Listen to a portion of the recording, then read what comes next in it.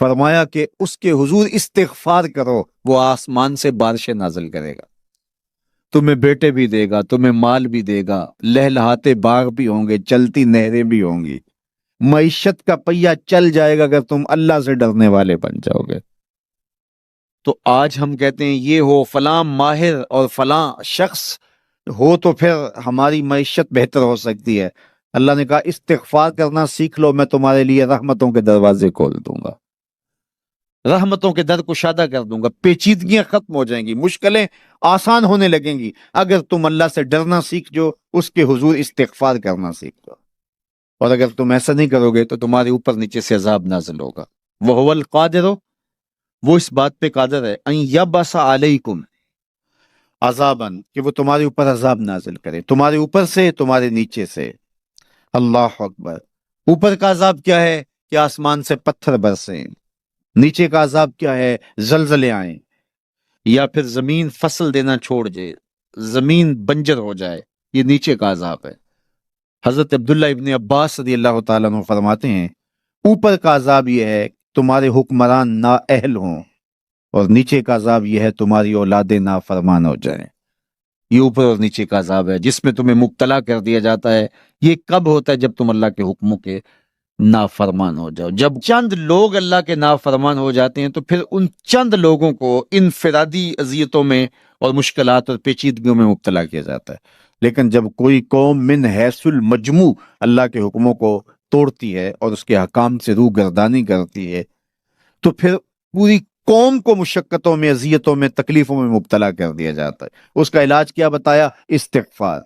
حضرت نوح علیہ السلام نے جو اپنی قوم سے کہا تمہیں مال بھی ملے گا، تمہیں دولت بھی ملے گی، تمہیں بیٹے بھی ملیں گے، سرسبز جو ہے وہ باغات بھی نصیب ہوں گے، ان کی شاخیں پھلوں سے لدی ہوئی ہوں گی، چلتی ہوئی نہریں اور برستی ہوئی بارش، ساون کے نچڑتے ہوئے بادل، اور ماحول کی خنکیاں اور خوبصورتیاں اور جمال اور لہلہاتے ہوئے سبزے، اور تمہارے اوپر ہر طرح کی عنایات برسیں گی اگر تم اللہ سے ڈرنا سیکھ جاؤ گے اور اللہ کے حضور استغفار کرنا سیکھ جاؤ گے، تمہیں خوشحال اور خوبصورت زندگی عطا کر دی جائے گی۔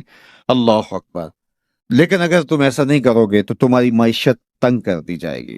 استغفار کریں، تقوی کے خوگر ہو جائیں، شکر کرنے کی عادت ڈالیں۔ جو شکر کرتے ہیں اللہ تعالیٰ ان کو اور زیادہ عطا فرماتا ہے، دنیا میں بھی اور آخرت میں بھی۔ اس طرح دوسروں کی پریشانیاں دور کریں، اللہ آپ کی پریشانیاں دور کرے گا۔ بانٹنے کا مزاج پیدا کریں، آپ کے پاس جو بھی ہے بانٹ دیں، علم ہے تو بانٹیں، خوشیاں ہیں تو بانٹیں، آپ کے پاس دولت ہے تو لوگوں کے دکھ اس دولت سے دور کرنے کی کوشش کریں۔ جب آپ بانٹنا شروع کر دیں گے تو آپ کا رب آپ کو عطا کرنا شروع کر دے گا۔ یہ بات ہو نہیں سکتی کہ انسان کی زندگی میں مشکل نہ ہو۔ جب انسان کو پیدا کیا گیا تھا، اس کا خمیر گویا گیا تھا، تو 39 دن تک اس کے خمیر پر مٹی جو گوندی گئی تھی انسان بنانے کے لیے، اس پر 39 دن دکھوں کی بارش ہوئی تھی اور ایک دن خوشیوں کا می برسا تھا۔ تو انسان کی زندگی میں خوشیاں اور غم اس تناسب سے ہیں۔ لَقَدْ خَلَقْنَا الْإِنسَانَ فِي كَبَدٍ، انسان کی زندگی مشقتوں کا مجموعہ ہے، حالات کی تلخیوں کے سے مقابلہ کرنا پڑتا ہے۔ لیکن حالات مشکل ہو جائیں تو ان سے نکلنے کا راستہ کیا ہے؟ تو سنیے قرآن کیا کہتا ہے، وَمَن يَتَّقِ اللَّهَ يَجْعَل لَّهُ مَخْرَجًا وَيَرْزُقْهُ مِنْ حَيْثُ لَا يَحْتَسِبُ، جو اللہ سے ڈرنے لگ جاتا ہے، تقوی اختیار کر لیتا ہے، تو پھر اللہ تعالیٰ جل شانہ اس کے لیے مخرج پیدا کر دیتا ہے، یعنی اس مصیبت سے نکلنے کے اللہ راستے دیتا ہے۔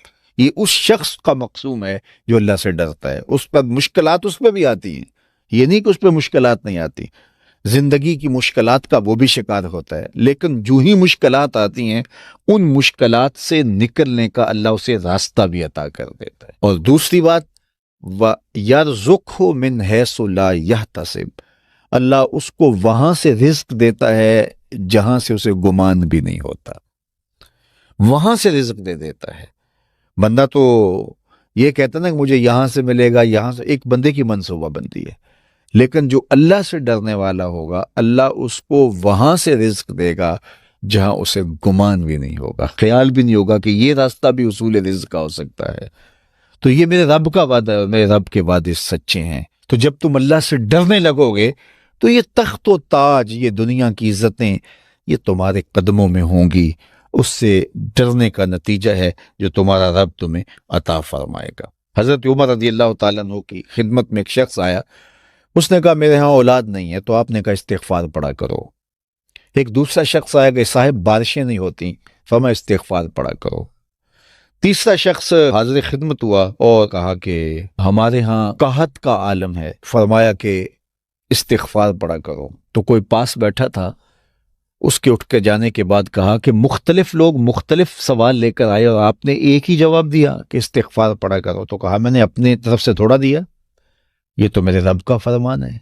کہا وہ کیسے؟ کہا سورہ نوح پڑھو، فَقُلْتُ اسْتَغْفِرُوا رَبَّكُمْ۔ حضرت نوح علیہ السلام نے اپنی قوم سے کہا کہ اپنے رب کے حضور استغفار کیا کرو، اِنَّهُ كَانَ غَفَّارًا۔ اس کا نتیجہ کیا ہے؟ جب تم استغفار کرو گے تو وہ تمہارے گناہ بخش دے گا۔ ایک تو فائدہ اس کا یہ ہوگا، وَيُرْسِلِ السَّمَاءَ عَلَيْكُمْ مِدْرَارًا، آسمان سے موسلادھار بارشیں بھی برسیں گی، وَيُمْدِدْكُمْ بِأَمْوَالٍ وَبَنِينَ، اور اللہ تمہیں استغفار کی برکت سے مالا مال بھی کر دے گا، وَبَنِينَ، اور تمہیں بیٹے بھی عطا کرے گا، وَيَجْعَلْ لَكُمْ جَنَّاتٍ وَيَجْعَلْ لَكُمْ أَنْهَارًا، تمہیں باغ بھی عطا کرے گا اور تمہیں چلتی ہوئی نہریں بھی عطا فرمائے گا۔ آج میں سمجھتا ہوں کہ پاکستانی قوم کو اجتماعی استغفار کی ضرورت ہے۔ آپ کے دریاؤں کا پانی سوکھ گیا، استغفار کریں گے، اللہ تعالیٰ ان کو پانیوں سے مالا مال کر دے گا، بارشیں ہوں گی، قحط سالیاں دور ہوں گی، بے اولادوں کو استغفار سے اولاد نصیب ہوگی، اور معیشت کی بہتری جو ہے وہ استغفار کے ذریعے سے ہوتی ہے۔ تو یہ 5 چیزیں بیان فرمائیں، تو استغفار سے خوشحال زندگی کا تصور ابھرتا ہے۔